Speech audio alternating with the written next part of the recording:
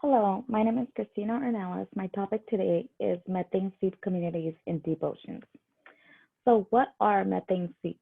According to USGS, methane seeps are a point where the methane gas escapes from the rock into the ocean above it. It is one of several types of ocean seeps where things like petroleum, carbon dioxide, or hydrogen sulfide leak into the waters surrounding them.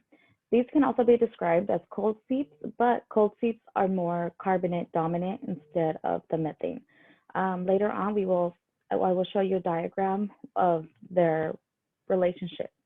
These methane seeps is what causes underwater bubbles we see in movies and deep ocean explorations.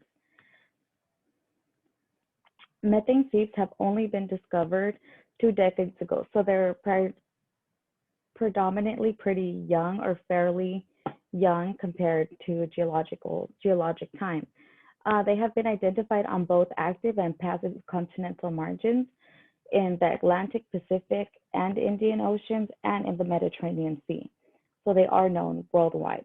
As you can see in this diagram, um, the the fauna that is mostly affected by methane seeps are the clams, mussels, tube worms, and the chemosynthetic bacteria. The two studies that I researched for this presentation were done on clams and the chemosynthetic bacteria.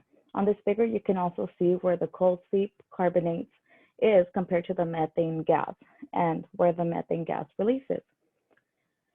So cold seep communities are fueled by the emission of methane and have been identified in about 100 deep water sites worldwide. Again, if you remember the list of oceans I said earlier, it's very common. The oldest known seep deposits of microinvertebrate taxa are Devonian aged. Methane seeps are recently discovered at the south below the ice cap near in the Antarctic Peninsula, which is amazing. More examples of seep deposits continue to be discovered. In the Paleozoic and Mesozoic records, the methane seeps are still fragmentary. So those are still relatively new and young because they continue to release methane, and just how we age permafrost and see what other chemicals can be in there, it's relatively similar. The studies and experiments, a study in the Southern California area of Del Mar discussed that methane seeps play a role in global biogeochemical cycling and elemental transformation of carbon, sulfur, and nitrogen. The anaerobic oxidation of methane and associated precipitation of carbonate at cold seeps constitute a major carbon sink in sediments. So that's a huge influence on climate change. This causes or creates a mechanism of benthic biogeochemical process to influence potential greenhouse gas sources. Yes, so in other words, we are releasing greenhouse gases above sea level and in sea level areas. There have been studies that link methane seepages to oxygen minimum zone bacteria.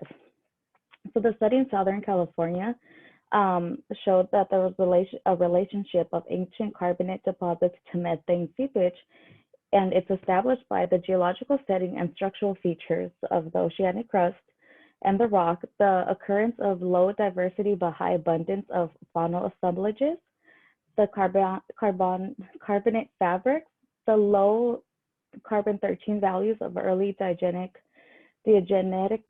carbonate phases, and the characteristics of carbon-13 deplemented by the biomarkers.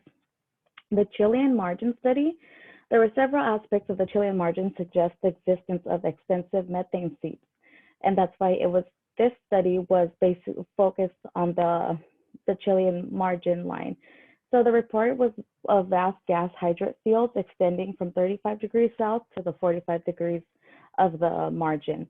The presence of an active subduction front with a well-developed accretionary prism and suggesting fluid expulsion from the sediment. The early description of the chemosymbiotic clam from 1,400 meters after incident collection of 2 specimens of bottom longer. So for this experiment, there was a controlled area where there was not that many, where there was no methane seeps, and another one where there were. So in conclusion, these in the Chilean margin showed that there was no differentiation between the fauna where there were compared to where there wasn't any methane seeps. So there was no change in the living, or if anything was not being able to survive. So the fauna was adapting to that area. Um, and so my final thoughts is long term with the climate change, as more greenhouse gases continue to be emitted into the above sea levels, what can be an outcome that we'll see later? Will it seep up higher where it's not so deep ocean? Also, will it affect the fish? The California study did not affect the fish. There were still fish living around that area of the methane seeps. What I would like to see is another sea study of where there is temperature differences and the ocean in younger and older sea deposits, like the discovery under the Antarctic ice cap. How interesting would that be to see where climate change can change would be affected in that area, because our ice caps are already thinning. So that would be a awesome step for research on this topic. Thank you so much.